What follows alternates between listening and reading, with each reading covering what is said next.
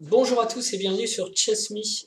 Aujourd'hui, je vous propose un truc que je ne fais pas habituellement, c'est la couverture d'un événement euh, top niveau, à savoir la World Cup 2019 qui vient de commencer septembre, le 9 septembre et qui se finira le 4 octobre. La Coupe du Monde, pourquoi je veux en parler? Parce que c'est, je trouve, une formule vraiment excitante où vous avez les meilleurs joueurs du monde qui se rencontrent, alors les 128 joueurs pris parmi les meilleurs joueurs du monde. Il y a plusieurs critères de qualification, je ne vais pas détailler, qui se rencontrent dans des matchs aller-retour à élimination directe. Donc c'est intéressant parce qu'ils sont obligés de gagner. C'est des gens qui parfois peuvent faire nul, etc. Là, il faut gagner pour passer au tour suivant. Et ils sont intéressés parce qu'il y a 7 rondes en fait. Euh, les deux finalistes seront qualifiés pour le tournoi des candidats 2020, donc c'est hyper important évidemment pour eux. Il n'y a quasiment que des grands maîtres, mis à part quelques exceptions. Euh, Parmi les grands noms, les absents sont Magnus Carlsen, Fabiano Caruana, mais après derrière il y a à peu près tout le monde. Euh, à chaque fois qu'on passe un tour, on gagne beaucoup de sous. Donc voilà, les 64 vainqueurs vont gagner 6 000 $ au premier tour, 10 000 $ pour le deuxième tour, 16 000 au troisième, etc. Donc ça monte très vite. Le vainqueur gagne 110 000 $ quand même. C'est un beau chèque à empocher. Bon, et pour ça, il faut être capable de super bien jouer aux échecs. Alors, voilà les 128, les 128 joueurs. En face de leur Hello, vous avez, alors je vais laisser la tête avec les plus forts peut-être, mais on a Maxime Vachier-Lagrave qui est présent. Il y a entre parenthèses des petits critères en fait qui sont les critères de qualification. On sait comment tel et tel joueur s'est qualifié, hein. Donc voilà, c'est expliqué juste en dessous. C'était des demi-finalistes l'année dernière, c'était le champion du monde, mais bon, lui il n'est pas venu, le champion d'Europe junior, etc. etc. Et ce qu'on peut dire aussi sur ces matchs, c'est que chaque partie, donc on peut avoir des nuls évidemment. Les deux premières parties se jouent en cadence lente, donc une cadence normale. Si les joueurs sont ex aequo à l'issue de ces deux parties, ils vont jouer deux parties rapides de 25 minutes plus 30 secondes d'incrément, je crois, quelque chose comme ça. Si c'est encore nul à l'issue des donc, 4 parties, du coup, vont se jouer deux parties rapides en 10 minutes plus 10 secondes par coup. Si c'est encore égalité, ce sera deux blitz de 5 minutes plus 3 secondes par coup. Et si c'est encore égalité, il y aura un tirage au sort pour savoir qui choisit sa couleur. Et les joueurs auront le choix entre prendre, enfin celui qui gagne le tirage au sort aura le choix entre prendre les blancs ou les noirs, sachant que les blancs ont 5 minutes, les noirs 4 minutes, mais les blancs doivent gagner. Voilà. Et donc comme ça, on a forcément un vainqueur à l'issue d'un match. Mais ça fait quand même beaucoup de parties, 3 lentes, enfin pardon, 2 lentes, 2 semi-rapides de 25 minutes, 2 rapides de 10 minutes, 2 blitz pour déjà départager, on va dire, dans le jeu les joueurs. Alors pourquoi je fais cette vidéo? Parce que je trouve cet événement hyper intéressant. Des joueurs parmi les meilleurs du monde qui doivent absolument gagner leur match à élimination directe. Et en contrepartie, je ne vois pas une couverture super intéressante sur Internet. Il y a le live 6 heures commenté dans un anglais un peu approximatif par Yarmoliski et je ne sais plus qui. Donc je trouve pas ça génial. Et c'est tout, quoi. Donc évidemment, des grands joueurs qui choisissent certaines parties pour nous les montrer. Mais en fait, les parties qu'ils choisissent sont pas forcément celles que j'aurais choisies. Moi, il y a des matchs qui m'intéressent. Et je me suis dit, plutôt que de le faire pour moi, je vais le faire en vidéo aussi pour vous. Et je vais changer quelque chose. Je ne vais pas commenter, puisque je ne suis pas un expert, je ne suis pas un maître ou un grand maître d'échecs. Donc je vais laisser en fait les parties défiler avec l'évaluation de l'ordinateur et à la limite faire un petit commentaire à un moment donné si j'ai quelque chose à dire, juste pour regarder les matchs comme je regarderais une émission de télé et les matchs qui m'intéressent. Alors les matchs qui m'intéressent, quels sont-ils? Allons-y, attention. Donc déjà, il y a tellement de joueurs qu'ils sont regroupés en plusieurs sections. Donc dans la section 1, le match qui m'intéresse, alors évidemment il y a Dubov, il y a Mosvesian, il y a Firouzja, il y aurait plein de choses à regarder. Mais Ding Liren, ce qui m'intéresse ici, c'est qu'il joue contre donc tête de série numéro 1, c'est lui qui a le plus gros élo de la série. Il joue contre Sean Press. Sean Press, c'est un joueur de Papouasie-Nouvelle-Guinée qui a dû être qualifié, je ne sais pas trop comment d'ailleurs, et qui est de 1950. Donc c'est lui largement le plus faible. Tous les autres, quasiment, je disais, sont grands maîtres. Donc ça, j'ai envie de regarder un des meilleurs joueurs du monde contre un amateur, un bon joueur de club, 1950. Dans la section 2, puisque je ne peux pas regarder toutes les parties, évidemment, hein, c'est des matchs avec aller-retour, etc. Alexander Grichuk, j'ai envie de regarder, c'est sûr, parce que j'aime bien. Donc c'est ouais, le match que je vais retenir dans cette section et que je vais regarder avec vous. Section 3, Neponiachi, Adams, oui, ouais, plusieurs joueurs intéressants, mais rien qui me. Pas d'affiche qui me fait vibrer, vous voyez. Section 4, Karyakin, ça pourrait me tenter. Neidic, Wesley So, je suis sûr que c'est des joueurs qu'on va voir après. C'est pas, je peux pas non plus, on peut pas regarder toutes les parties. Par contre, dans la section 5, il y a plusieurs parties. Il y a Maxime Achille-Lagrave. Alors, pour le coup, celle-là, je ne vais pas la couvrir parce que vous pouvez aller sur Blitzstream il a couvert ces deux parties contre Anulik, un joueur à 2250, je crois. Donc voilà, elles sont déjà commentées. Ça, c'est couvert, c'est bien. En France, on est servi. Donc, je ne vais pas commenter cette partie. Kovalenko, j'aime bien. Jakovenko aussi. Je regarde sa photo. Peter Zwiedler. Ezipenko, alors là, c'est un jeune que j'aime vraiment beaucoup. J'aime bien sa façon de jouer, en fait. Donc là, je vais regarder en plus contre Ponomariov. C'est pas banal. Donc je vais regarder ce match. Ezipenko Ponomariov. Et aussi Bilal Bilassem contre Hikaru Nakamura, parce que Bilal c'est un joueur algérien, mais il évolue en France. Et donc ça peut être intéressant contre Nakamura quand même, c'est quelque chose. Donc je vais regarder ce match. Du coup, comme je prends déjà 2 matchs dans cette poule, je ne vais pas regarder Maxime, je vous ai dit, je vous renvoie si vous voulez voir les parties de Maxime à la chaîne Blitzstream. Section 6, Artemiev intéressant. Je vois pas d'annonce. Bon, Rognan, je pense qu'il va passer, on le verra plus tard. Section 7, Mamedarov, peut-être bien. Navarra.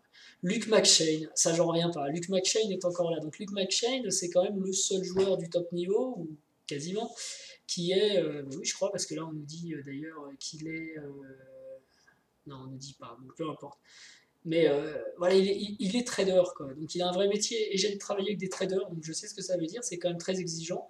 Sur des salles de marché en France.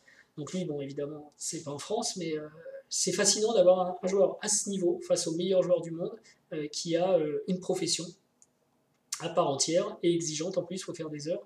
Donc du coup, j'ai envie de voir ce qu'il a fait, quoi, de voir Luke McShane à ce niveau, c'est décidément quelque chose que je veux regarder. Et puis Temur Radjabov, vous le connaissez tous, fort joueur, mais plus que ça, quoi, on le voit pas assez, je trouve, parce que il est, par exemple, ici on nous dit, vous le voyez pas forcément, comme c'est splitté, j'ai fait exprès pour pas que vous voyez les résultats de la première ronde en fait. Radjabov, il est en juillet 2019, il est numéro 1 en Azerbaïdjan et 12e joueur mondial. Donc il mériterait, sur la liste Elo, il mériterait de jouer plus souvent dans les super grands prix, etc. Donc puisqu'il est là, eh ben, on va le regarder. Alors section 8, qu'est-ce qu'on peut... Douda qui a fait justement un grand chess tour assez impressionnant à Saint-Louis, il était invité et vraiment il a mis le feu sur l'échiquier, c'était pas mal ça. Mais je crois qu'on a déjà pris pas mal de joueurs, donc on verra. Ce sera peut-être long, on va peut-être en rester là. Donc allons-y. Ça je vais l'enlever, hop et là. Et on va passer tout de suite à nos premières parties. C'est Shawn contre Ding Liren. Donc Ding Liren, elle est blanc. Vous avez en haut l'évaluation de l'ordi. Je vais la laisser tourner. Moi, je ne vais pas dire grand-chose. Ici, vous avez en fait, d'après une base de 2 millions de parties, les coups les plus joués. Donc vous voyez un petit peu ce qui est joué par rapport à...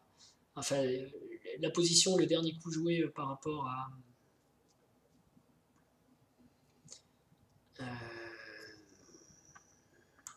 Pardon, j'ai fait une pause, donc j'ai perdu le fil. Mais en tout cas, ici, vous avez...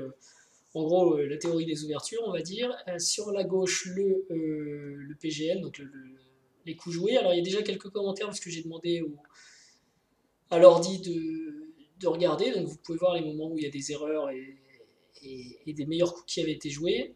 Et on va y aller tout de suite. Donc, il va dérouler 4 secondes par coup. C'est pas très rapide, ça permet de se faire une idée. Et en même temps, je me garderai bien de faire des commentaires de type professionnel. Par contre, si quelque chose m'interroge, je vous en ferai part. Allez, on est parti. Donc, Ding Liren à les noirs, E4. Donc, on va partir a priori vers une sicilienne. Okay. Et ici, avec cavalier C3, donc Shawn choisit une sicilienne fermée. C'est bien parce qu'on regarde la partie en live. J'aurais dû mettre leurs photos, mais je ne suis pas un pro de l'internet. Et a priori, les blancs choisissent un système tranquille qu'ils connaissent pour éviter toutes les connaissances théoriques des noirs.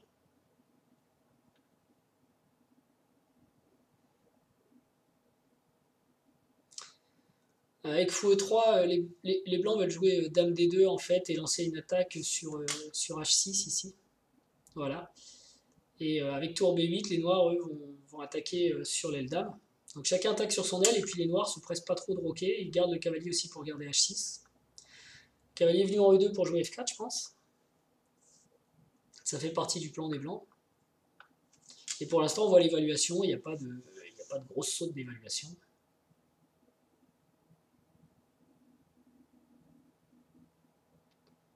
H5 c'est un coup surprenant.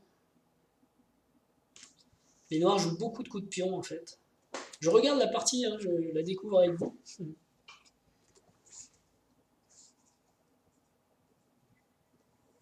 Et F4. Donc on voit que dans son analyse, l'ordi n'était pas fan, mais ça n'avait pas une différence monstrueuse, faut pas non plus. Tour B1 sans doute pour défendre le pion B2 et pouvoir libérer le cavalier D1. G4, là les blancs attaquent, ça y va, on envoie.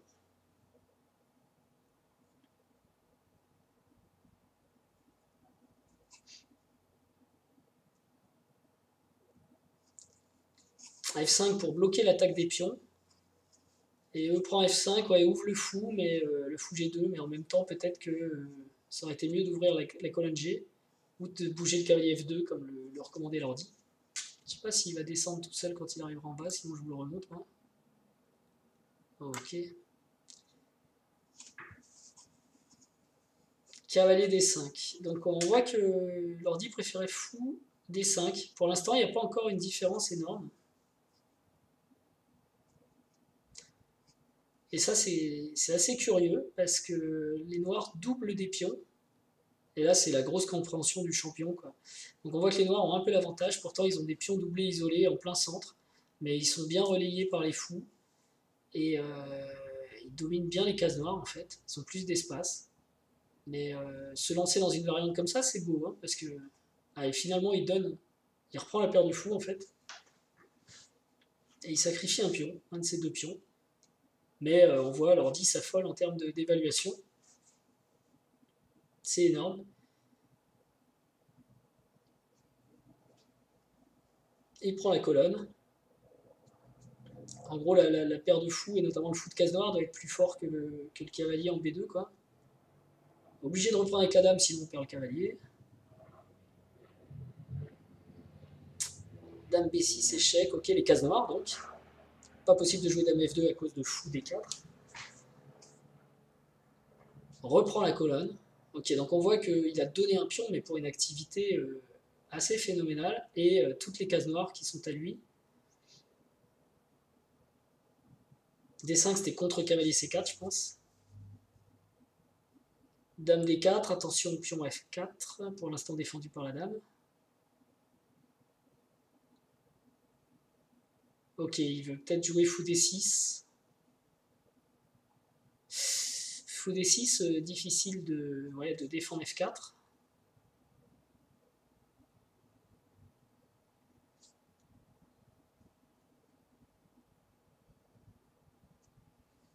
Là, les blancs ont dû donner un pion pour recycler leur cavalier, je pense. Enfin, donner un pion, non, ils ont échangé pour recycler le cavalier.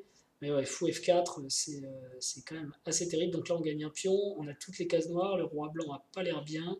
Et dame échec, ben oui, parce que le fou, il y a eu... là, les blancs abandonnent. Fou prend F4, la tour est jouée en C2 parce qu'elle ne voulait pas abandonner la défense du cavalier C3. Si elle était partie en D1, il y avait dame prend C3. Et maintenant, il y a dame échec. Si roi G1, j'imagine que fou E3 gagne au moins la qualité. On a déjà un pion d'avance. Donc c'est abandon. Super partie de Ding Liren. Alors voilà, c'est le format que je vous propose. Il n'est pas génial, j'en ai conscience. Par contre, il est différent de ce qu'on voit sur Internet. Moi, je regarde ces parties parce que je trouve qu'il n'y a pas de couverture et on ne nous les montre pas parce qu'il y en a beaucoup. j'ai pas forcément le niveau pour faire, enfin j'ai pas du tout le niveau pour faire le commentaire d'un grand maître, donc on peut les regarder. Moi je les regarde comme ça, comme si c'était une série, et je vous propose la même chose. Donc on va passer à la revanche de Shawn, qui est quand même l'amateur face au super champion, voir s'il va réussir à gagner avec les noirs maintenant contre Ding Liren. Je rigole parce que c'est quand même une mission presque impossible. Donc cette fois, Ding Liren a les blancs, et on est parti, il va jouer C4. Ok. Donc là, les noirs doivent gagner, hein, sinon ils sont éliminés. On est à la deuxième partie lente, entre Ding Liren et Press Shawn. Shawn, qui est 1954 exactement pour son Hello. Ok, donc on est a priori dans les ouvertures normales. Hein. Là, c'est le 5, le coup, a priori. Ok, D4. Mais notre joueur de Papouasie-Nouvelle-Guinée choisit un coup plus rare, cavalier D7. Et donc, Ding Liren en profite pour s'imposer déjà au centre. Il a un meilleur centre. Ça ressemble un peu à une française, c'était d'ailleurs peut-être, mais après, prend C4, on est pas mal. Cavalier B6 essaye de gagner un tempo, mais C5 aurait été mieux, a priori. Parce que le cavalier a déjà bougé 2 fois. C5 maintenant, ok, ça c'est un coup logique. Puis on prend, fou prend, j'imagine que tout le monde va se développer. On voit que Ding Liren, là, cette fois, il ne cherche pas à pousser son talent, il y va tranquille. Cavalier F3. Cavalier C6. Tout le monde se développe. Et petit roc, a priori, Dame E2, cavalier D5 était bien. Parce que là, il y a cavalier B4 en fait. Et ouais, il ne joue pas, cavalier B4. Cavalier B4 ici peut être encore intéressé. Sans, peut-être, je sais pas. Il ne joue toujours pas. Et A3, non, il n'y a plus de cavalier B4.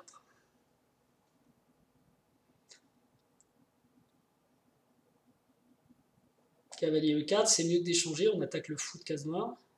Il recule. Et B4. On voit comment le. J'aime bien aussi regarder les parties à cette vitesse parce qu'on voit comment le fort joueur, notamment quand il y a une différence, développe son plan naturellement. Vous voyez, même Dame B8 dirigé contre E5, en fait, il y avait fou B2 qui était presque le coup naturel après B4. Par contre, ici, on a une petite fourchette. Ding Liren a permis ça en jouant fou B2. Il n'y avait peut-être pas le choix non plus. Mais il y a un problème sur. Ouh là là, Dame prend D7, tour D8. Ah oui, Dame prend D7, tour D8. Par contre, maintenant, ah oui. Voilà. Et, ah bah d'ailleurs, abandon. Donc ça s'est fini en 18 coups. Au coup d'avance, c'est intéressant, on peut regarder quand même. Si Dame prend D7, il y avait tour D8. Et bah là, c'est embêtant, on est obligé de donner la dame, peut-être comme ça, je sais pas. Hein. Mais là, les noirs ont l'avantage. Donc c'était un joli sacrifice de la part du joueur à 1900, mais contre Ding Liren, c'est joueur, si j'ose dire. Parce que du coup, il a repoussé le cavalier, et là, c'est abandon. Parce que si le cavalier s'en va, dame prend D7, et tour D8 ne marche plus du tout, parce qu'il y a dame prend E7, le cavalier défendait le fou E7 en fait. Donc c'est fini. Et on a vu déjà le premier match de Ding Liren. Donc moi je suis content, j'ai vu ces parties, c'était ce que je voulais. Alors qu'est-ce que j'avais dit ensuite? Sur la section 2, j'avais dit que je voulais voir Grichuk. Alors on va aller voir les parties de Grichuk. Donc Grichuk joue avec les noirs contre Pultini Vicius, qui est un joueur à plus de 2005. Hein, c'est quand même je vais vérifier son elo. 2503. Donc allons-y, on va regarder la partie de Grichuk.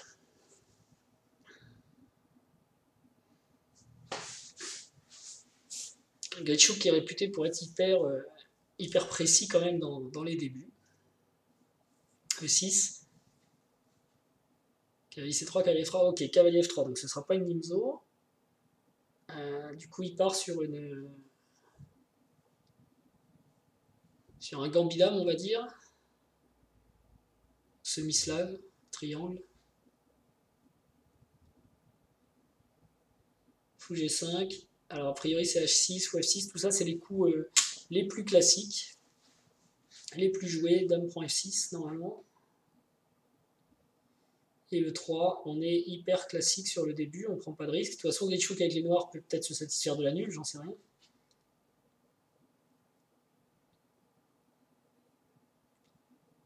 Fou D3, D prend C4. On est hyper théorique.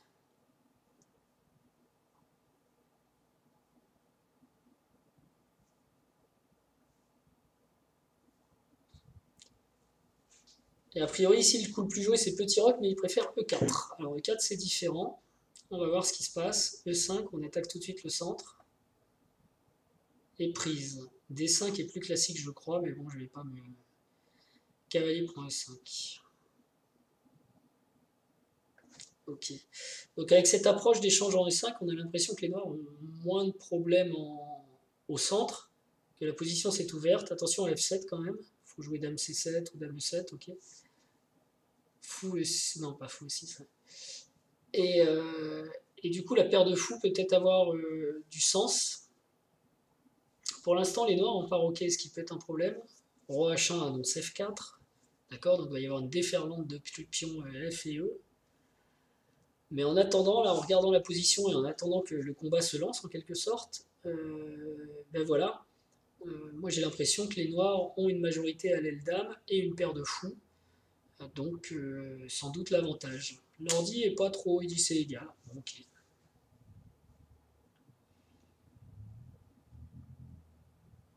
Gritchou propose l'échange des dames en pensant avoir une meilleure finale, je pense, grâce à la paire de fous et à la majorité à l'aile dame.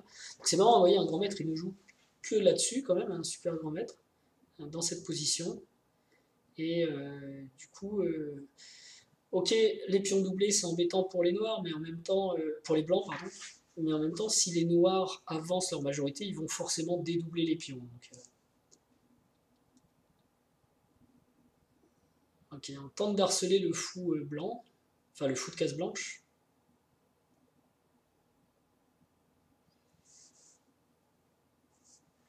Je ne sais pas ce que vous pensez du format, moi je ne l'ai jamais vu sur internet.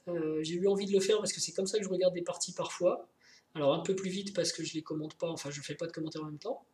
Mais je ne sais pas si ça vous plaît, ça permet de voir certaines parties d'un événement rapidement. Euh, moi je trouve ça sympa. Alors B3, donc d'après l'ordi, c'est pas très précis parce que maintenant les pions B vont être faibles et A3 a drôlement avancé quand même s'il y a effectivement C6. Alors, fou prend C6 avant B4 n'était pas possible parce que il y avait tour C8 qui menaçait le fou C6 et le cavalier C5. Mais par contre, voilà, il peut prendre en C6 une fois qu'il a joué B4. Par contre, c'est le pion A2 le problème des blancs et de la paire de fous. Maintenant, il faut de la technique pour réaliser ça. Donc si fou prend C5, il y a des pions passés doublés. Donc il attaque B3 là. Comment défendre? Ok, en contre-attaquant. Si le fou prend le pion. Ok, il voulait éviter peut-être un truc comme fou B1.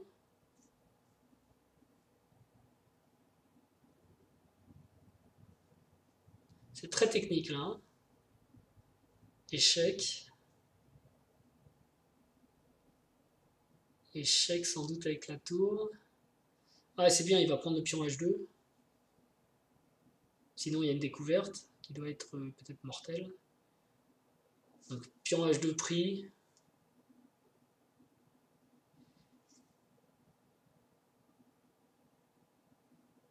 Oh là là, oui, il y a fou H4 qui menace maintenant. Et vous voyez, un mat est annoncé, la menace fou H4 est trop forte. La paire de fous va enfin parler, on va dire, le fou de Casor va enfin parler, et apparemment mortellement. Donc, bah oui, parce que fou H4, si roi F1, tour H1 mat, donc les blancs abandonnent. Ok, c'est bien, ça passe vite. On va regarder maintenant une autre partie, donc c'est la revanche. Il faut que Pultinevicius remporte sa partie. Alors pour le coup, c'est un maître, même s'il est 2503. Et je disais donc qu'il faut qu'il remporte sa partie avec les noirs contre Gritchuk s'il veut rester dans la course. Ça, c'est pas facile. Je prends le point de vue de Gritchuk avec les blancs, puisque c'est celui que je voulais suivre dans ce match. Et c'est D4. Cavalier F6 également. C4. G6, donc on n'a pas...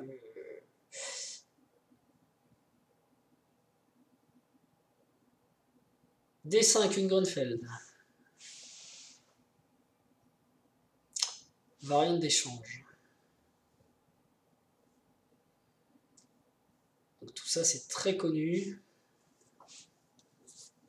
E4, cavalier C3, B prend C3, fou G7.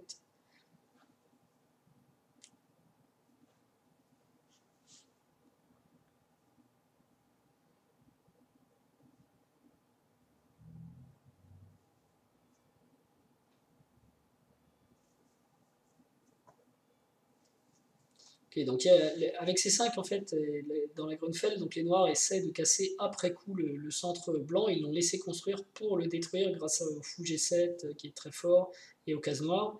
Donc c'est ce qui se passe maintenant. Par contre, on est sorti un tout petit peu des sentiers battus. Bon, on défend A2 et C3, on va dire. D4 même. Ok, D5, donc le pion se soustrait à la pression, et maintenant c'est C3 qui est un petit peu menacé. Et maintenant il n'y a plus de pion C3, donc il faut juste faire attention à la case C3 pour ne pas perdre la dame. Et on dirait que ça va un peu mieux côté blanc. C'est aussi l'avis de l'ordinateur avec une super évaluation. Donc les noirs ont dû rater quelque chose ici dans l'ouverture, comme peut-être un certain chess ennemi dans cette partie 23. Enfin, peut-être pas à ce point-là quand même. Ok, ouais, effectivement, le pion E5 était dur à tenir.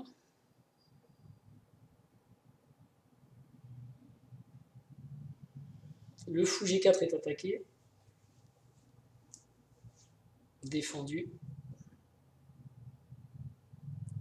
Il faut reprendre, et donc on va réussir à reprendre en E6. Mais il y a eu un moment flou, et on voit que finalement les blancs ont gâché un petit peu de leur avantage là. Tout à l'heure ils étaient à plus 1,50. Reprend avec le pion parce que s'il avait repris avec la dame, il y aurait eu des problèmes en A2. Oh là là, on va pas roquer là, c'est tendu. En effet, on ne roque plus. Attention au pion E3 qui subit une super grosse pression. Je ne sais pas si Grichuk a eu envie d'aller là-dedans, ou s'il n'a pas eu trop le choix. Ça a l'air forcé quand même depuis un petit moment. Et sacrifice d'un pion peut-être pour affaiblir des 5. Grichuk prend le sacrifice. Attaque la dame. Et défend E3, ça c'est pas mal. A4, défend, mais bon on donne A4 aussi. Donc voilà, on se retrouve à égalité matérielle, je présume. Et par contre, la tour vient défendre. Échec. C'est dangereux, on a l'impression quand même qu'il y a un peu de jeu côté noir. Égalité matérielle. Le roi blanc est pas super bien. Heureusement que le cavalier E6 tient la case F8. Échec. Alors je crois que l'ordi dit qu'il valait mieux jouer roi F7 ici, sinon c'est perdu. Parce que là maintenant, il y a trop d'échecs côté blanc, comme la dame rentre. Échec.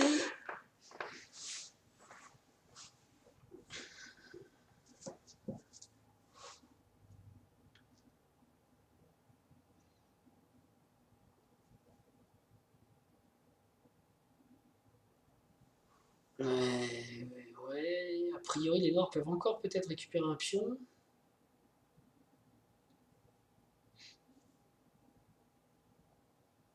Sacrifice de fou, a priori érodé, mais sans doute dans Zeitnot. D'ailleurs, Richouk évite de prendre au cas où. Enfin, il va être obligé, parce que voilà, dame G2, échec, il faut reprendre quand même.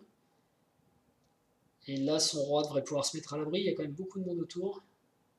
Échec.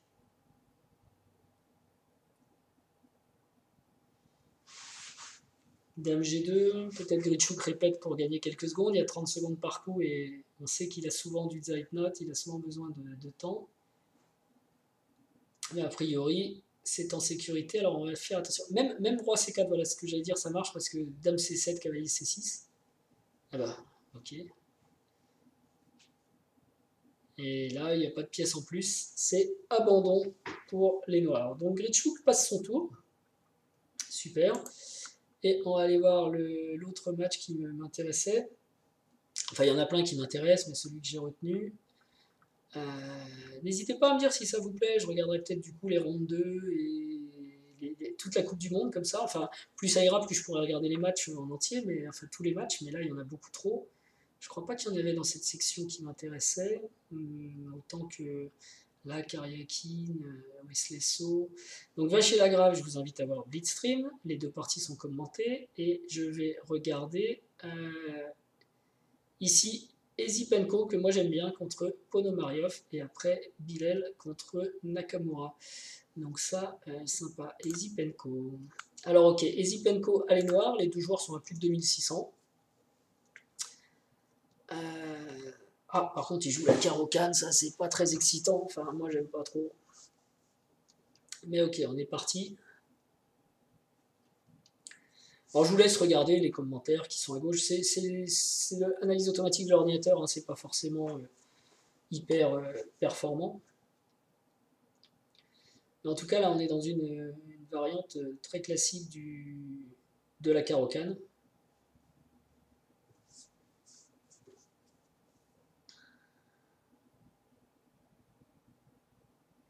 Il y avait eu 14 000 parties de jouées dans ma base de données sur cette position, c'est pour vous dire.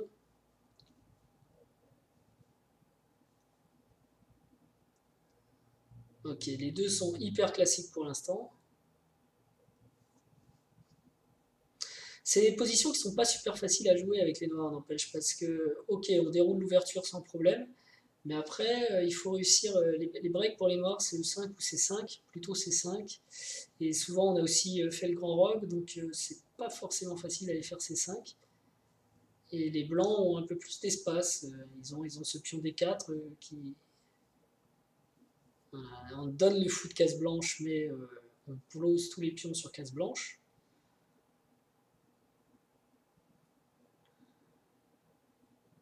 Il reste toujours sur la maxi top variante. Hein.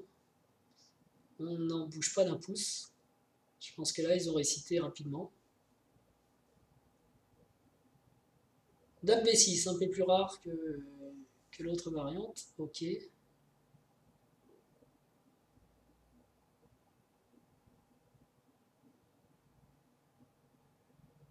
Ça y est, on est sorti des sentiers battus. Totalement. Alors, petit roc. Attention à tout ce qui est sacrifice en F7.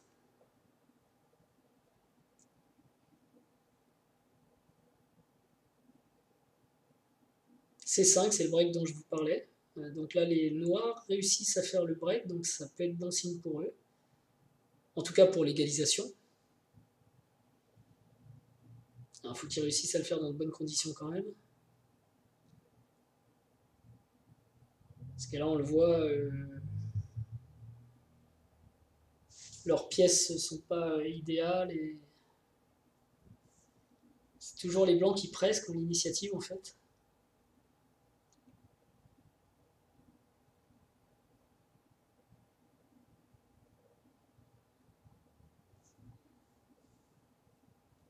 C'est la première partie, Ezipenko contre Ponomariov. Enfin, Ponomariov contre Ezipenko. Et on regarde avec les noirs. Ezipenko. Alors je pourrais vous mettre les noms, ce serait peut-être mieux, mais le problème c'est qu'on voit le résultat de la partie aussi. Après tout, il n'y a pas de secret. Je pense que je vais faire ça après, parce que si vous vous baladez sur la vidéo pour savoir où vous en êtes, pour comprendre ce que vous regardez, c'est peut-être plus sympa quand même de voir. Alors je retourne à ma partie, moi. J'aime bien les blancs pour l'instant quand même. L'ordi lui dit que c'est égal. Mais le pion aussi c'est faible. Le roi blanc a l'air d'être plus attaqué que le roi noir. Le roi noir a l'air plus attaqué que le roi blanc. Ok, ça va un peu mieux avec ce cavalier en E5. Ok, on se réorganise. Attention, on va pas se prendre un F4 d'une façon ou d'une autre. Oula, pour jouer fou B2 peut-être, mais... J'ai dit oula parce que le fou G5 peut aimer aussi de voir des trous comme ça dans les cases noires. Centralisation, regroupement des pièces noires.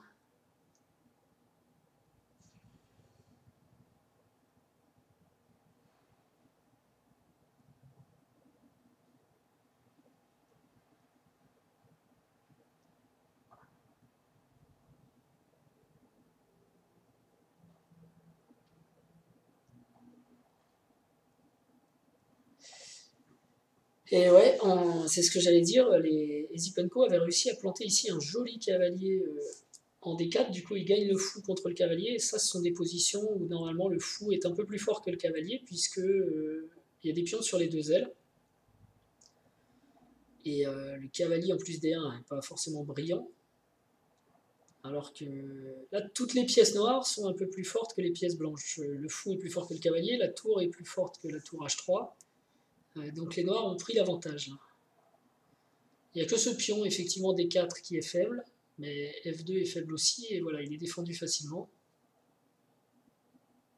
C3 pour essayer d'échanger les pions et les pièces mineures, refusé par Esipenko.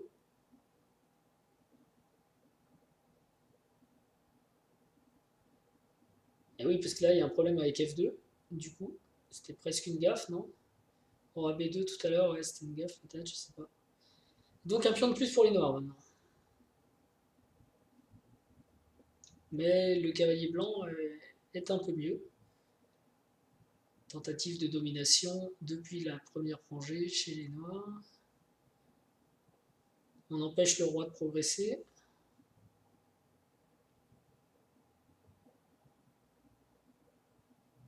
Ah, ça va être dur à défendre ça. Cavalier F4, je sais pas, fou G5 peut-être.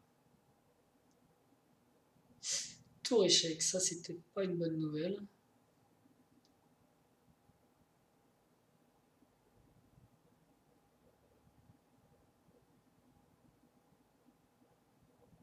Attention quand même, parce que c'est marrant, il n'a pas du tout bougé son roi noir. On bouge normalement, on arrive en finale, on bouge un peu le roi, mais là le roi noir ne bouge pas.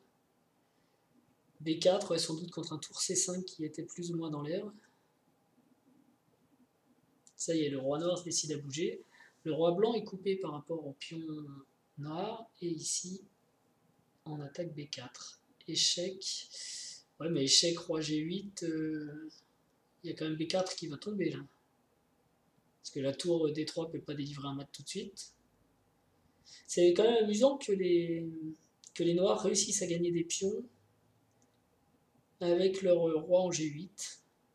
Il y a peut-être plus de série de notes dans l'histoire, hein, la pendule. Longue partie cette fois.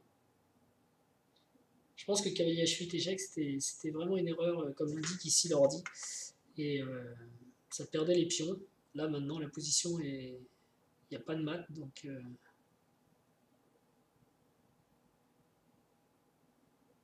Ponomariov a raté le coche. Alors dans la prochaine, je vous mettrai donc le résultat.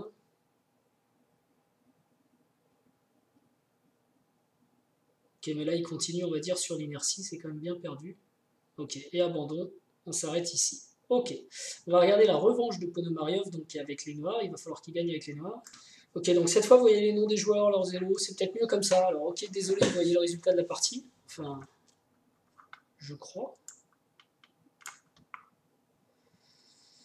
De toute façon, je ne vais pas vous le mettre sous les yeux si vous ne le voyez pas, mais ah non, ça, on voit pas le résultat là. Bah, c'est bon ça, j'étais persuadé qu'on voyait le résultat en fait. Bon, bah, écoutez, c'est parfait. J'aurais dû faire comme ça dès le début, je suis désolé. On apprend en avançant, c'est comme tout, et on va donc regarder cette partie que Ponomariov doit gagner.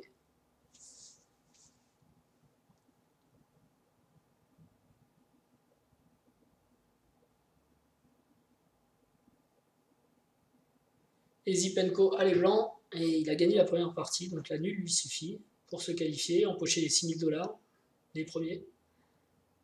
En plus, c'est presque la chance d'aller chercher 10 000 derrière.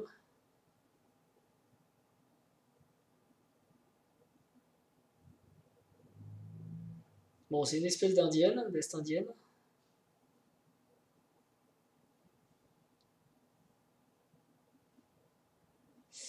Alors, Zipenko, je voulais voir, c'est un joueur aussi de système de Londres, donc je voulais voir s'il y allait, mais non, finalement, là, c'est contre cavalier F6, il choisit ce modèle catalan, c'est peut-être une bonne option d'ailleurs.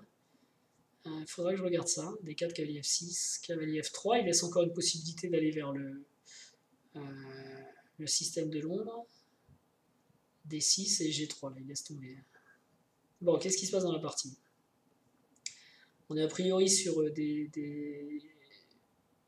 positions relativement connues encore, sans partie dans la base. où la position des blancs semble relativement harmonieuse. Il place la tour sur la colonne D qui est ouverte. Voilà. Semi-ouverte. Et il veut jouer avec le vis-à-vis tour dame. Intéressant. Ici, on est peut-être obligé de faire F3, non, je sais pas, ouais. Mais les blancs sont déjà très bien, en fait. Est-ce qu'il va y avoir peut-être une faiblesse dramatique en D6 ? Prends le temps de repousser le cavalier. Fou, vous ne pouvez pas revenir en G4, sinon on prenait le cavalier, on prenait la tour, on prenait le... Ah vache, il s'est super bien sorti de son ouverture. Et il prend pas, il remet une couche. Ok, donc là ça devient violent. C'est très très beau ce qu'il fait. Vous voyez, je vous ai dit, c'est un joueur que j'aime pas, que j'aime bien. Pardon. C'est un joueur que j'aime bien, Esipenko, et son jeu est très, très naturel, très fluide, très, très agréable à regarder. Comme une série, comme ça. La dame au centre, toujours le clouage de la dame D8. Il n'y a que le fou C1 qui est embêtant parce qu'il essaye de résister au fou en G7. Et bah, voilà, il m'a entendu. On doit pouvoir prendre, ouais. Échange des dames à la limite. Et... on a un pion de plus là. Alors il va prendre B2, mais D7 est tellement fort. Ouais, d'ailleurs il prend. Il laisse pas. Et du coup sur fou prend B2, tour B1, j'imagine qu'on arrive à récupérer en B6. Donc attention à la position des fous qui est un petit peu tordue. Il va au sacrifice du fou là. Tour prend E4, tour D8 échec, tour prend, tour échec, fou F8, fou prend... ah non, fou H6, ouais. Donc il faut qu'il redescende comme ça, bah oui.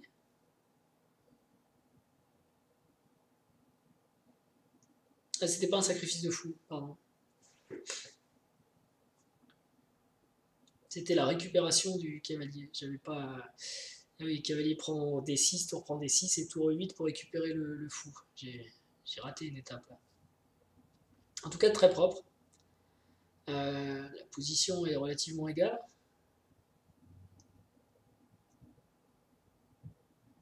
Mais c'est encore, on le voit, les blancs qui poussent, hein, avec cette faiblesse en A5.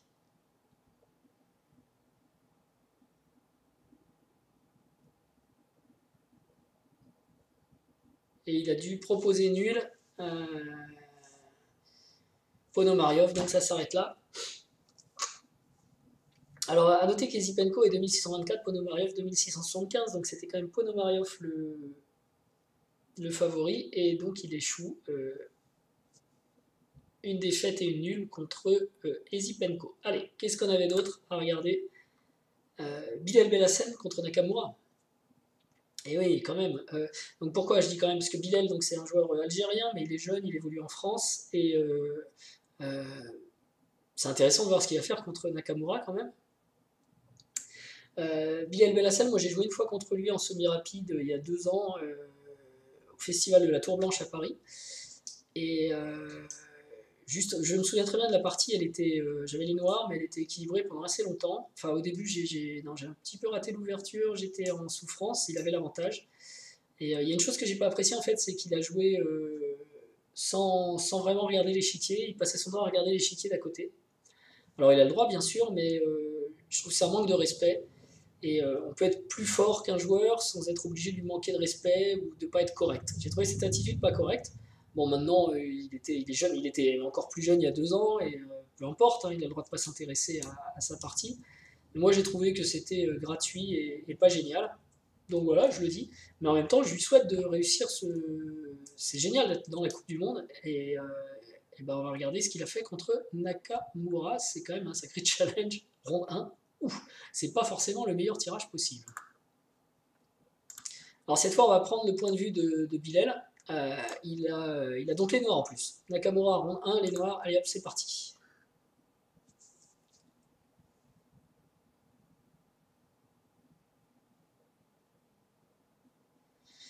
Beaucoup d'indiennes. Alors, Nimzo, Est, Ouest. Plutôt ouest-indienne. Et non, on va transcrire ça. Si cet ordre de coup a l'air d'être à la mode. Et on part sur une catalane.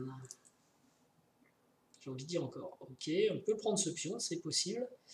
Et après, effectivement, il faut faire attention à ce qui va se passer sur cette diagonale qui a été ouverte, avec le fou G2 qui va être fort.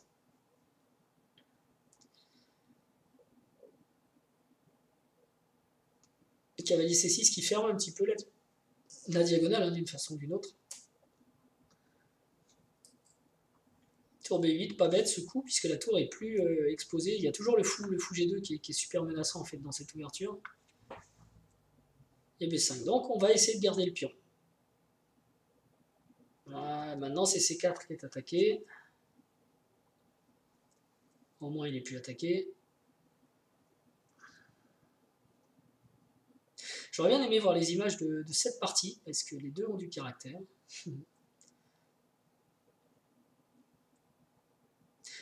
C'est chaud hein, de laisser le cavalier C6 comme ça un petit peu en l'air sous la menace d'une découverte, mais a priori ça tient. Nakamura qui joue le vis-à-vis tour dame. Et le cavalier C6 justement qui se sauve.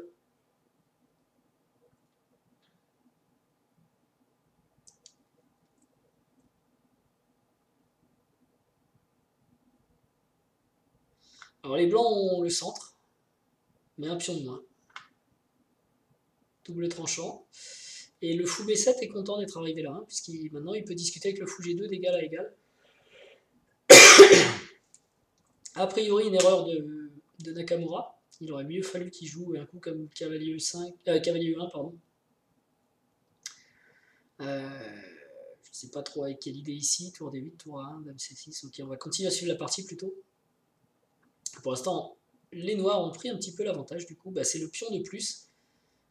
Et plus ils améliorent leurs pièces, plus l'avantage, moins il y a de compensation côté blanc, on va dire. On renforce le cavalier B4 est très fort aussi, donc on a fou D5 qui est fort, on a cavalier B4. Nakamura essaye de lancer une attaque sur le roi. Il faut sacrifier maintenant si on veut lancer cette attaque, donc non. Et ici, cavalier B6, fou C1, A4. Cavalier B6 en préparation était peut-être mieux, comme ça on aurait sauté avec cavalier prend A4, c'est vrai, mais bon, c'est plus facile quand on nous le dit que quand il faut le jouer. Ça perd un petit peu de l'avantage. Mais c'est toujours les noirs qui sont mieux, on voit, hein, il y a un pion de plus, il est passé, il est éloigné, et il y a des pièces qui rentrent dans la position blanche. Nakamura souffre un peu là.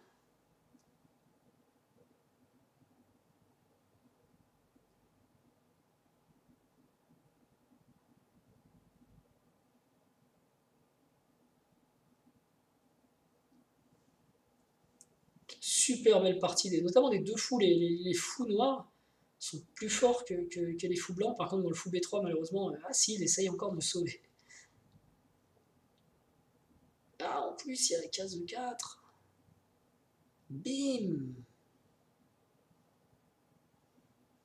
Ça va bien pour Bilal, là, quand même. Bon, après, ça va bien, mais c'est pas gagnant non plus, quoi. C'est juste... quand il y a un pion de plus, faut voir. Mais c'est dur de l'avancer maintenant. Il y a quand même le fou B2, la tour 1 qui tiennent tout ça. Et effectivement, un petit trou dans le 6, cavalier F8, cavalier E6, ce serait bien.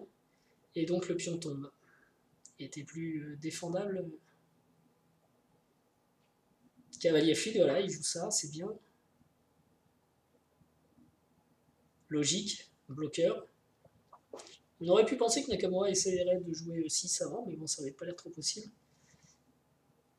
Alors, il n'y a plus de pion de plus et ça a l'air totalement équilibré. Surtout le fou B2 est pas bon, quoi. Il va pas faire de mal au noir, a priori. Simplement, il défend D4, mais bon, il y a le cavalier E6 en face. Peut-être il essaye de l'échanger ici. C'est un peu tôt encore. Bilal va à l'échange aussi. Nakamura essaye de garder des pièces parce qu'il ne veut pas, j'imagine, se retrouver trop vite dans une position qui serait nulle.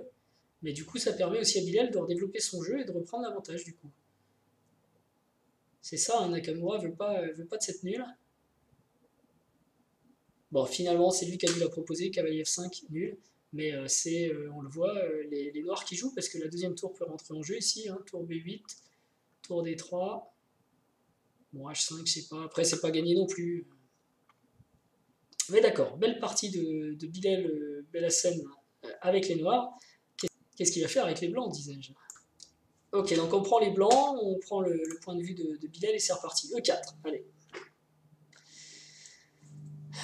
Ok. Carreau qui part aussi pour une carreau-canne. On est gâté, on a des carreaux-cannes aujourd'hui, si on aime ça. Si on aime ça.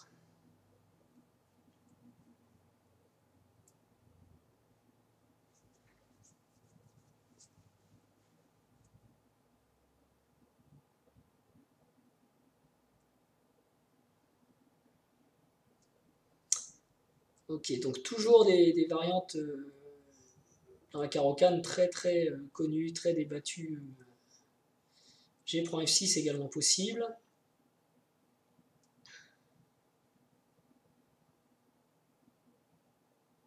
Donc les blancs ont un pion de plus au centre. A priori, fou D6 c'est un bon coup parce que fou F4 ça aurait été super pour les blancs.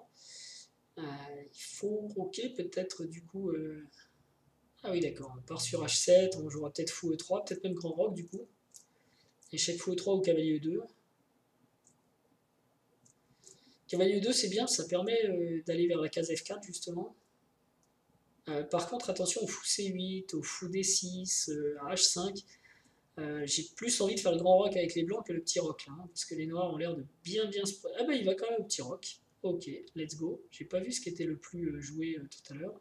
Enfin là, de toute façon, on est hors sentier battu. Faut arrêter le pion H, ça c'est sûr.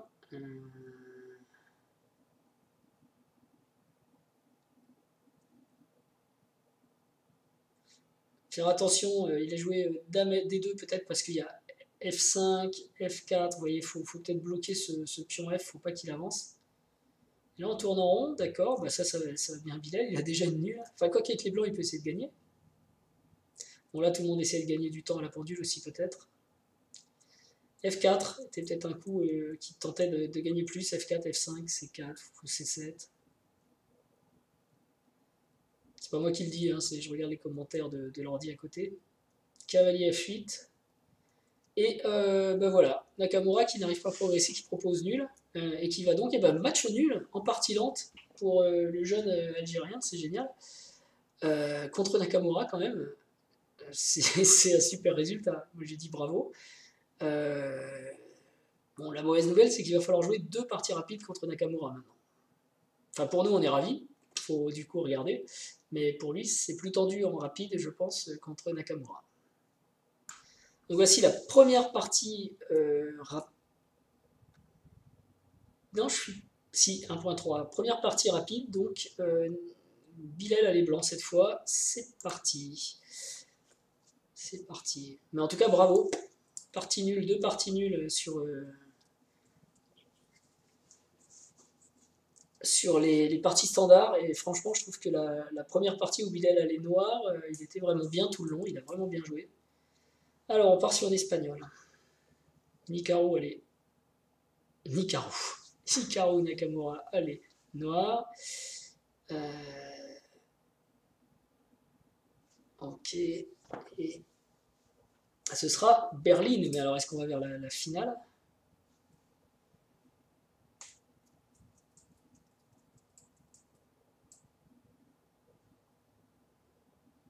Je me demande si c'est pas cette variante d'ailleurs que j'avais joué contre Bilal à l'époque. Une variante où il avait joué plutôt avec. Non, c'était un peu différent, c'était autre chose. Ok, donc on est dans quelque chose de super connu, hein, et a priori de très annulant. Grosse tendance annulante dans cette position, mais encore faut-il être capable d'annuler contre Nakamura. Ah, là on joue sur un D5, c'est un truc pas connu, beaucoup moins connu.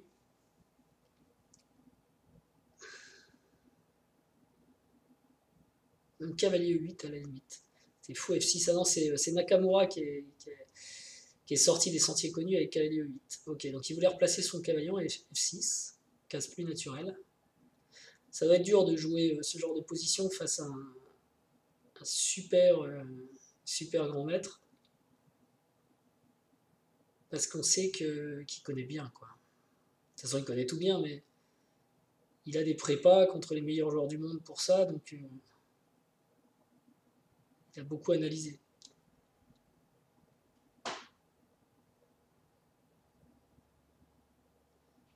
En tout cas, vous voyez le peu de plaintes que fait l'ordinateur, et notamment sur le jeu de Bilal. Pour l'instant, il ne joue que des bons coups.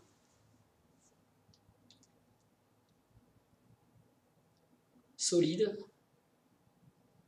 Alors, important, Nakamura donne le fou.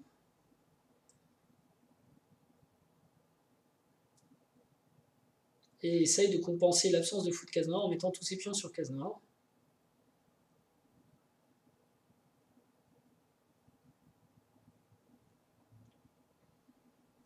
Et Nakamura doit trouver un gain là. Ouais, il a les noirs, remarquez. Bon.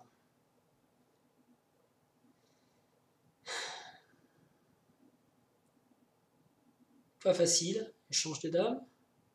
Ok, avec pion doublé. Bah, on voit pas très bien comment les noirs vont gagner ça. On dirait pour les blancs non plus, mais le favori du match c'était quand même Nakamura quoi.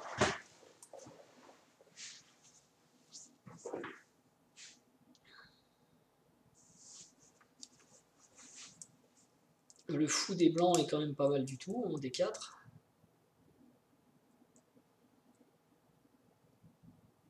Et Bilal joue de façon fine parce que roi E2, il y avait tour E8 échec, roi D2, tour prend E8, roi prend E1, mais enfin tour prend E1, roi prend E1.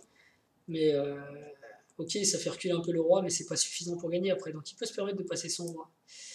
Alors le cavalier. Vous voyez la technique de Nakamura aussi. On dit quand vous allez faire un fou de case blanche, enfin un fou de case noire, mettez vos pions sur case blanche. Lui, il a fait le contraire, mais ça marche aussi parfois, parce que du coup, l'absence de contrôle de case noire est compensée par ces pions qui font un très bon travail pour arrêter finalement le fou. Donc c'est possible aussi sous cette forme. Ça dépend des cas.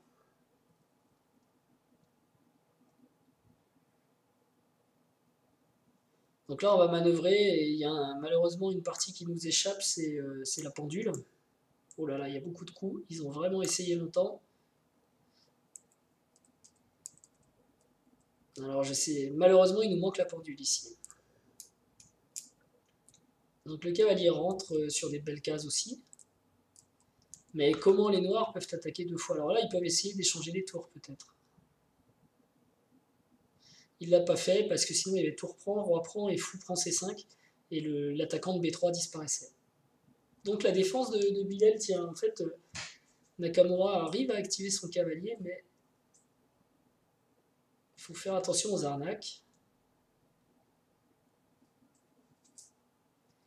Et vous voyez l'ordi, il dit, hein, quels que soient les coups, c'est toujours nul. Il y a vraiment tentative d'arnaque de Nakamura.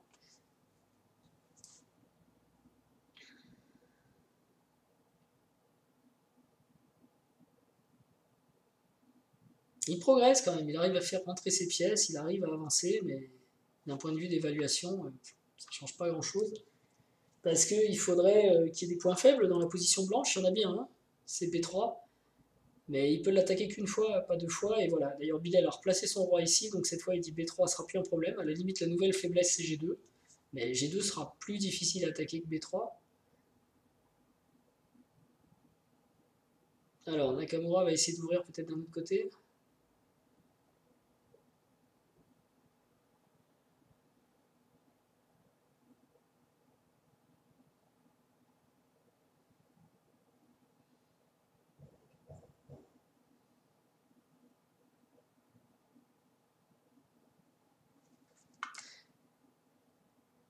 Ok, j'ai avancé un peu, parce qu'il y a vraiment beaucoup de coups, on est au 76e, et donc les noirs ont réussi à quand même bien avancer, mais pour autant,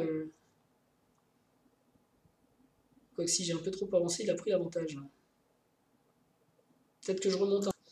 Voilà, on va dire on est là, et Nakamura a essayé de rentrer un peu, il a pris l'avantage. J'avance parce que je vais être obligé d'arrêter la vidéo, là c'est trop long. Ok. Et en fait, ce que fait Bilal, c'est qu'il tient bien la case E2, évidemment, pour éviter la tour d'entrée, et la case E3 avec son fou, de sorte à ce que, certes, les noirs ont la pression, mais ils ne sont pas rentrés non plus. Par contre, c'est quand même beau que Nakamura ait réussi à avancer comme ça. Alors, il essaye de percer autrement, toujours. Si le cavalier s'en va, on peut relâcher la tour de ce contrôle ici. Ok, contre cavalier D4. Il faut remettre la tour en D2, je pense. Fou D2. Alors pourquoi il n'a pas peur de tour échec? Roi G1. Ah, par contre, je sais pas pourquoi il n'a pas mis tour D2. Mais bon, je regarde tellement vite que...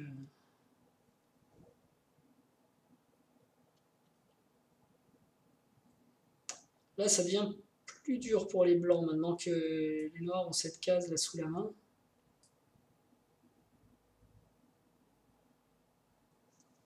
Tour E2 toujours. Oui, je disais D2, c'est E2, hein, c'est ça que j'ai dit.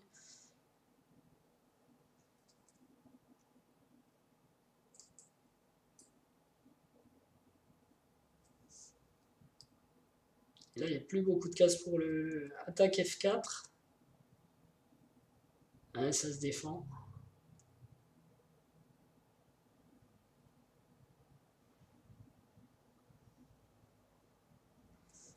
Les noirs ont un peu le maximum de ce qu'ils peuvent avoir dans la position. Ils ont le beau cavalier, ils ont la colonne. Ok, il essaie de passer de l'autre côté.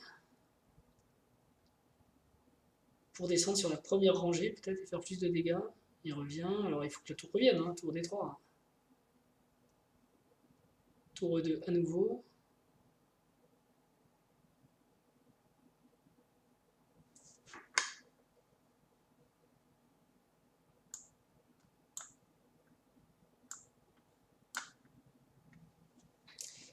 Roi G6, tour D4.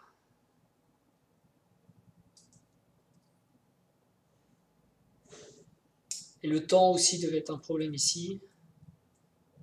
Ah, il y a G2. Gros problème en G2. Donc il perd un pion et la partie abandonne. Alors, dommage. Donc du coup, Bilal avec les noirs va devoir gagner le deuxième rapide. Et on voit bien qu'il avait la partie nulle ici. Il s'est fait arnaquer comme ça nous arrive à tous. À force de se faire triturer. Mais quand même, chapeau à Nakamura sur la façon dont il a avancé. Par contre, je vous avais dit que je voulais montrer plein de parties. Je vais être obligé de faire ça en deux parties. Parce que, enfin, en vidéo numéro 1 et vidéo numéro 2. Parce que là, j'ai d'autres choses à faire. Je pensais pas que ce serait si long. Et on va quand même regarder la revanche en rapide de Bilal. Voilà, donc Bilal a les noirs et il est condamné à gagner. On est sur 25 minutes plus 30 secondes par coup, je crois, contre Nakamura.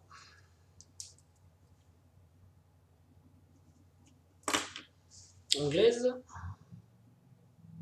Ouais, symétrique.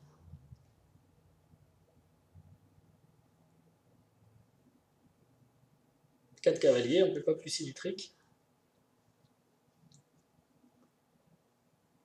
Et des 4, donc le break, il faut prendre. On est sur une position ultra théorique encore. Très très joué.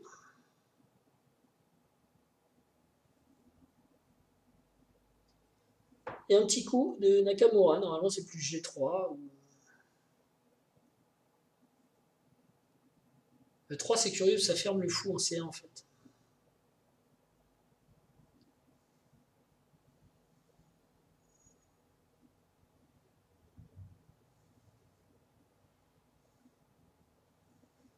Pression sur C6 qui est bien contenue pour l'instant. Simplement, les noirs ont un pion dame isolé. Donc, il faut qu'ils utilisent effectivement le fou D6 pour mener une attaque à l'aile roi, combinée avec un cavalier peut-être en E4. Là, pour l'instant, il voulait défendre évidemment son pion D5 qui est attaqué. Fou qui rock. Fou B2 va être fort.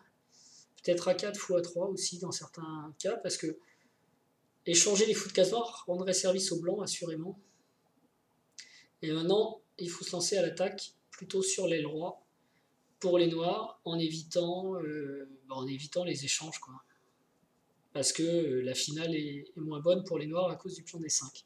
Mais par contre, les perspectives d'attaque en milieu de jeu sont supérieures. Voilà, déjà concrètement, Hikaru veut faire des échanges.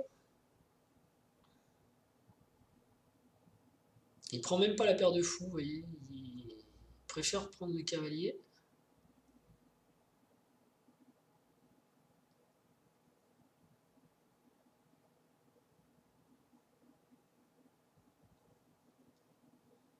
Alors Bilal qui va peut-être essayer d'appuyer sur l'aile dame. Il va prendre un pion. C'est dangereux la prise du pion, on voit tout de suite pourquoi. Hein.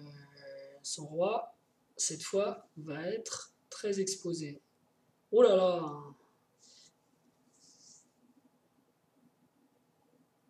Cavalier D4 qui arrive, ouais, C6, E6. Le cavalier se rapproche du roi aussi. Hein. Ok, attention, pion B3, la dame n'est pas trop mobile. Est-ce qu'il y a encore assez de potentiel d'attaque? Il y a eu beaucoup d'échanges finalement. Pion passé. Un Bilal se défend quand même. Hein. Peut-être, ouais, tour F8, moi j'aurais peut-être essayé tour E7, mais je pense que c'est mieux concrètement. Il y avait sûrement des choses, comme le pion F6 par exemple. Échec. Le pion E6 du coup, donc il y a toujours un pion qui tombe quoi. Et là ça devient difficile parce que du coup il n'y a plus d'avantage matériel pour les noirs et il y a un roi qui est catastrophique. Donc les blancs ont un gros avantage ici je pense. On est sur des fous de couleurs opposées qui avantagent l'attaquant et pour le coup l'attaque blanche sur le roi noir est plus forte que l'attaque noire sur le roi blanc. Et encore les blancs n'ont pas sorti la tour, ils viennent de gagner un nouveau pion. Bon, maintenant, Bilal était condamné à gagner, donc il faut prendre des risques, quoi. C'est sûr, s'il joue G4, il y avait Dame prend H2 mat, mais il n'a pas joué G4.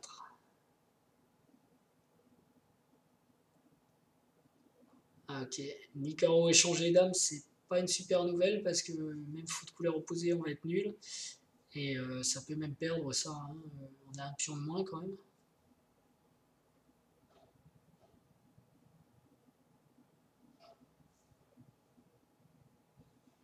La case C4 est bien contrôlée par les blancs. Difficile de progresser avec les pions noirs. Ici, un coup qui doit nous amener un échange de tours et une position, on va dire, archi nulle. Même si l'ordi trouve encore que les blancs sont mieux, c'est possible. Mais en tout cas, les blancs risquent pas de perdre. On va voir si Carreau va jusqu'à la gagner. Il a l'air d'avoir envie d'avancer son roi en F5.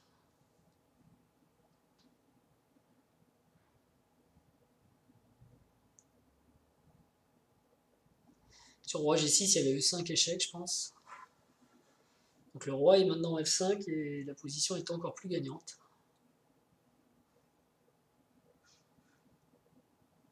On va avoir un pion passé pour les blancs.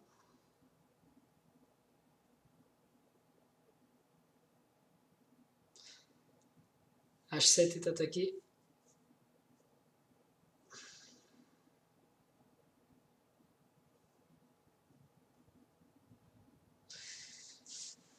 Ah là là, donc là ça va être fini. Je vois pas très bien comment les noirs peuvent gagner ça. Et peut-être que Bilal va aller jusqu'au mat parce que comme Nicarou lui a manqué de respect Nicarou lui a manqué de respect en jouant et surjouant la partie nulle juste avant. Voilà, c'est ça le manque de respect.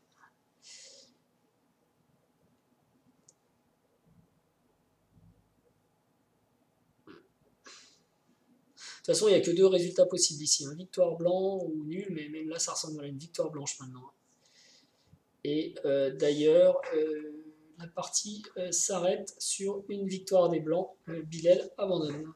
Ben, très belle résistance, notamment dans les parties longues, mais aussi dans le premier rapide. Donc vraiment super, super partie.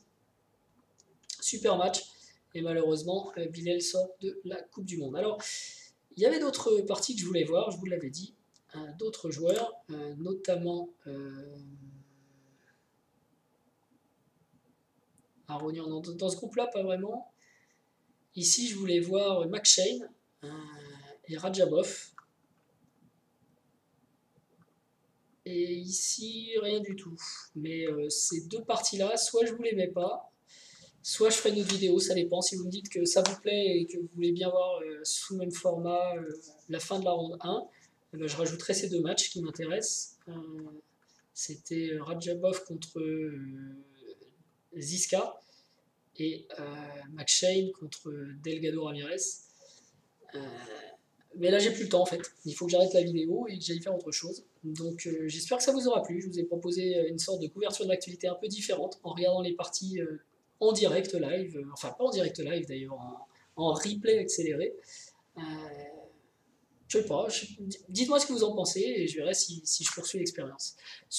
Pour la couverture de cette Coupe du Monde où je trouve qu'on n'a pas en temps réel une super couverture.